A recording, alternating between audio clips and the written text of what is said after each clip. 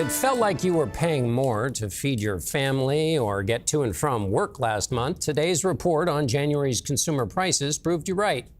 Wall Street couldn't completely shake the news of an unexpected increase in inflation, with both the Dow and the S&P ending in the red. Add to that a looming threat from President Trump to impose more tariffs on imported goods, and you have a recipe for economic uncertainty. So let's turn to Martin Baccardax, senior editor for The Street, to help sort it all out. Martin, it's good to be with you again. First, give me your read on the inflation numbers, what you took away and what it might mean for the future.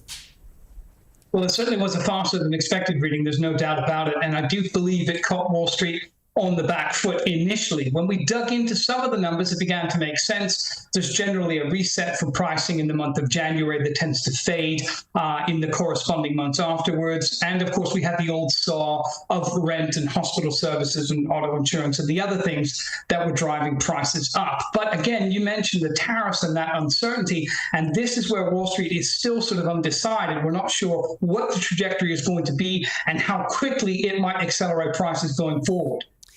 What have you made, Martin, so far about President Trump's efforts to get at prices?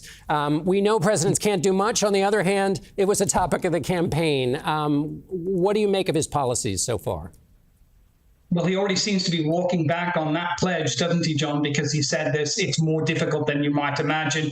And it's a very difficult message to spread when you're looking at egg prices rising at the fastest pace in 10 years. And they could rise faster if this avian flu is a different strain or maybe an even more lethal one going forward, because America will then be looking to import most of its eggs from Canada, which of course is now under threat of tariffs beginning in the month of March, and of course is in the crosshairs of the president with regards to the trade surplus that it runs with the United States at the moment. And final question is, Ford Motors CEO said that just the threat of tariffs is causing chaos in the car market. How do you see those tariffs on steel and aluminum affecting the market and companies that use those products?